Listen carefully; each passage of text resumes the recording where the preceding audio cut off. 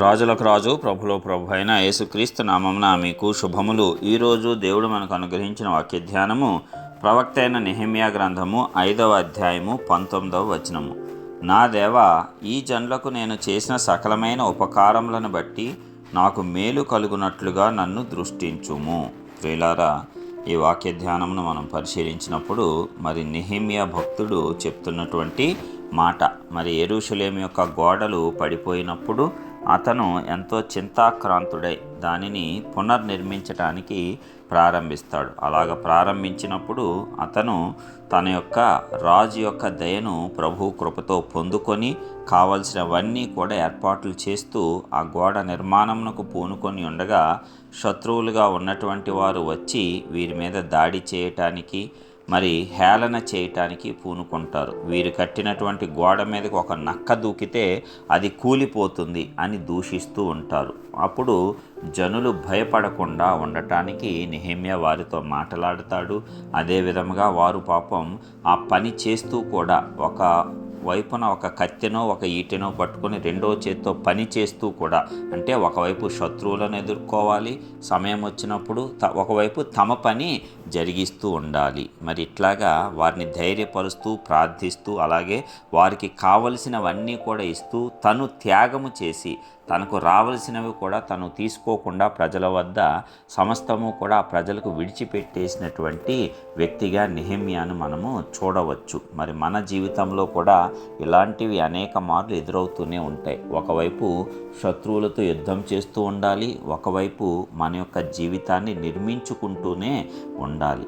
అలాంటప్పుడు మన పక్షమున ఉన్నటువంటి ప్రజలకు మనము న్యాయము కూడా తీర్చాలి. కేవలం మన స్వార్థం చూసుకొని మనం నాయకులము కదా, మనం బాగుంటే చాలు, మొదట మనం బాగుండాలి అనేటువంటి ఆ యొక్క ఉద్దేశములు మనకు ఉండకూడదు. మొదట మన క్రింద ఉన్నటువంటి వారిని మనం చక్కగా చూసుకోవాలి. ఆ తరువాత మన గురించి దేవుడు కూడా అంతే గొప్పగా చూసుకుంటాడు. ఇక్కడ నెహెమ్యా అడుగుతున్నది ఇదే.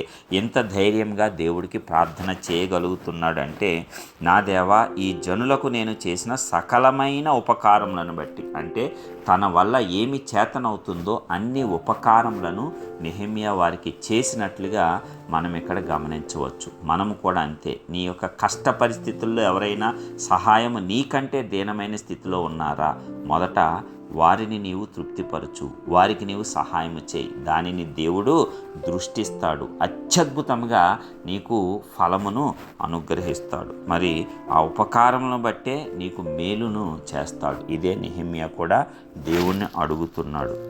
అయ్యా, ఇక్కడున్న ఈ జనులకు మామూలుగా అయితే వీరు నాకు సమస్తము చెల్లించాలి, అయితే ఏమీ చెల్లించని అవసరం లేకుండా వారి దగ్గర నేను ఏమీ తీసుకోలేదు కదా, నా యొక్క న్యాయ ప్రవర్తన నీవు దృష్టించు. ఈ ప్రజలకు చేసినటువంటి సకలమైన ఉపకారములను బట్టి నాకు మేలు చేయి, నన్ను ఒక్కసారి చూడయ్యా నేను చేసిన కార్యములని నెహెమ్యా భక్తుడు ప్రార్థిస్తున్నాడు. మనము కూడా ఇలాగ ధైర్యంగా ప్రార్థింప బద్ధులమై ఉన్నాము. ఎందుకంటే దేవుడు సమస్తమును చూస్తున్నాడని మనకు తెలుసు. కాబట్టి సమస్త విషయాలలో కూడా మనము దేవుణ్ణి ఈ రీతిగా అర్థం చేసుకొని ధైర్యంగా ఆయన ఎదుట నిలవబడేటువంటి శక్తిని పొందుకోవాలి. ఇట్లాగ మనం కూడా మన క్రింద వారిని కానీ మనకంటే కొంచెం బలహీనంగా ఉన్న వారిని కానీ మొదట ఆదరిస్తే దేవుడు మనకు సమయోచితమైన సహాయాన్ని అత్యద్భుతంగా పంపించి మనలను కూడా ఆదరిస్తాడు.